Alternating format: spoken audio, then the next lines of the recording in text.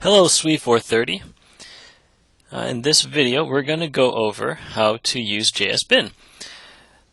So again we're going to look at example 1, and when I go to example 1 I'm going to choose to use jsbin, the jsbin environment, to work through example 1 instead of using the zip environment. So for the jsbin environment I just click on the link and that brings me to this jsbin page.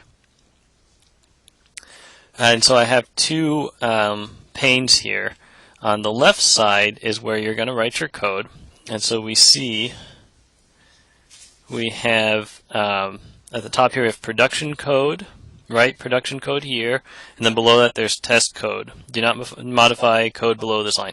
Okay, so for the other examples and assignments, example 2 and assignment 2 and assignment 3, you're going to write both the test code and the production code. But for example 1 and assignment 1, you're only going to be writing the production code, so you won't touch this test code.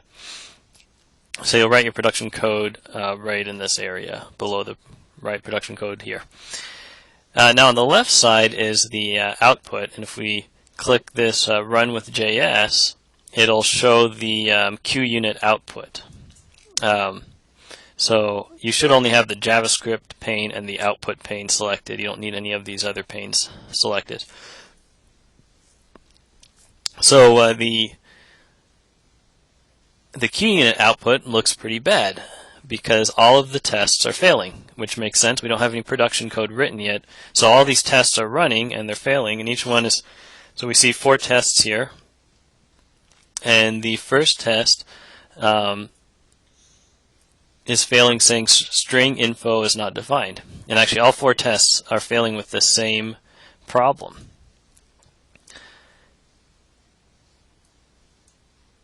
So what we need to do is define that string info.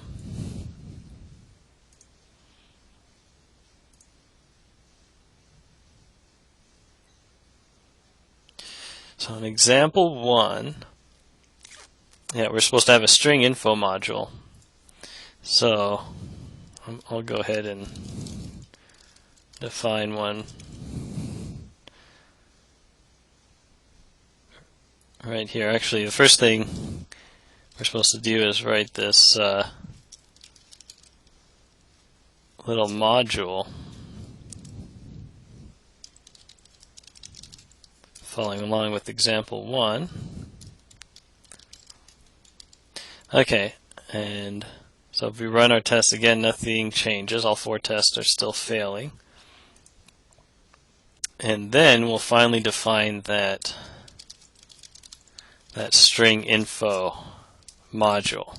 Okay, so there's the string info module, and we want to attach that to the global window object, just like we see in the example. So if we run this again,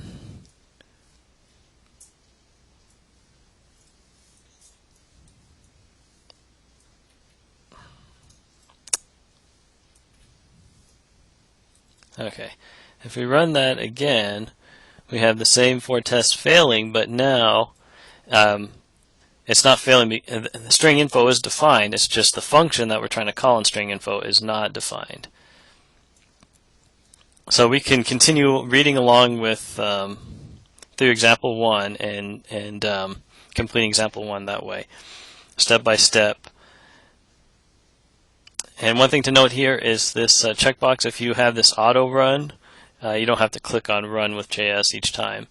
And actually, Control Enter will, if you unclick this and you just want to run it manually, Control Enter will rerun the QUnit test for you each time. So you can hit Control Enter, and just remember to save as you work. Control S will save your code as you make modifications to it.